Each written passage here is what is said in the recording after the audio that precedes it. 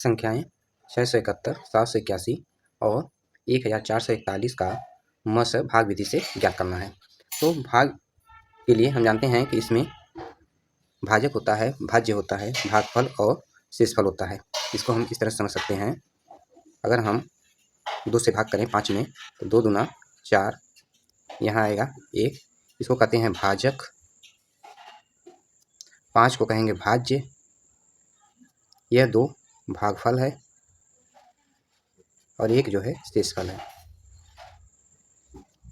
अब हम मस ज्ञात करने के लिए पहले 2 संख्याओं को आपस में भाजक और भाज्य बनाकर भाग करेंगे। जो छोटा रहेगा उसको भाजक बना देंगे और जो बड़ा रहेगा वो भाज्य हो जाएगा। और भाग की क्रिया स्टार्ट करते हैं। किस तरह से भाग करना है इसको आप ध्यान से देखिए।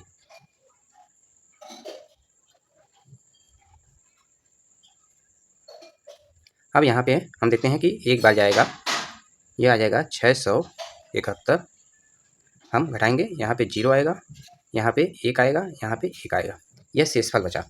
अब यह शेषफल, इस शेषफल को हम क्या बनाएंगे, भाजक बना देंगे। पुनः इस शेषफल को हम भाजक बना देंगे और यहाँ पे जो भाजक है वह भाज्य बन जाएगा। 671 को भाज्य बनाएंगे और जो शेषफल है वह भाजक बन जाएगा। यह क्रिया अनवरत करते रहेंगे जब तक हमारा शेषफल शून्य ना आ जाए।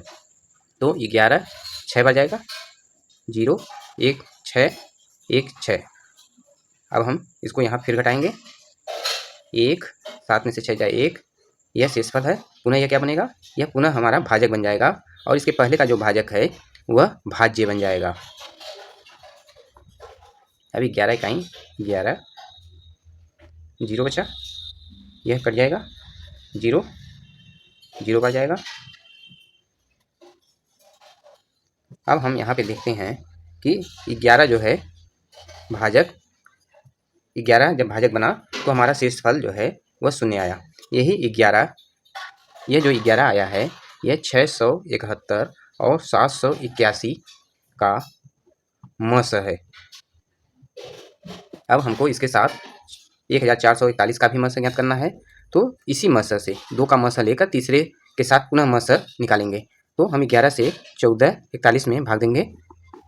तो 11 यानी 11 3 11 3 33, 1 11 इकाई 11। अब यहाँ पे देखते हैं कि लास्ट में हमको 0 प्राप्त हो जाता है। 11 जो है पूर्ण रूप से 1441 को विभाजित कर देता है 1441 को, इसलिए तीनों संख्याओं का मस 11 प्राप्त होगा।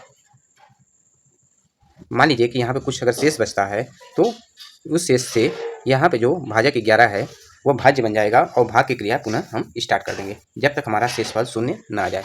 शून्य शेषफल आने के बाद जो भाजक होता है वही हमारा मस होता है। इस तरह से हम आसानी से भाग विधि द्वारा किसी भी संख्या का मस प्राप्त कर सकते हैं। हम भाग विधि से लस ज्ञात करना सीखेंगे। यहाँ पे संख्याएं दी गई हैं 56, 70 और 84। इसका हम भाग विधि से लस ज्ञात करना सीखेंगे। तो सबसे पहले हम इन संख्याओं को इस तरह से लिख लेते हैं।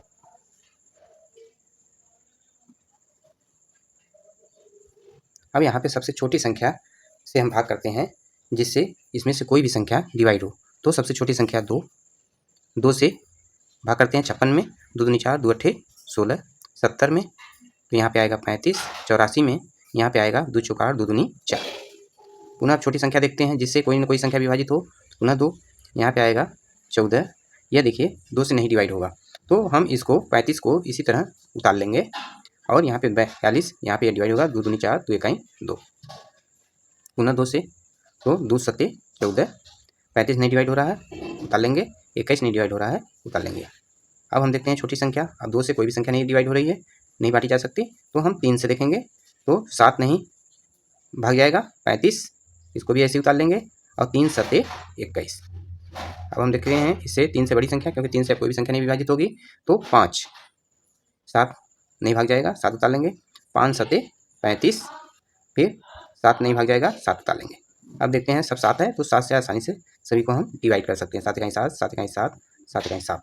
अब हम 56, 70 और 84 का लस ज्ञात करने के लिए यहाँ पे जो भी भाजक हैं सबका आपस में गुणा कर देंगे। 2 गुणे 2 गुणे 2 गुणे 3 गुणे 5 गुणे 7 गुणा करने पर हमको 840 प्राप्त हुआ। यही लस है जिसको हम भाग विधि से आसानी से प्राप्त कर सकते हैं। Do like, share, comment and subscribe now.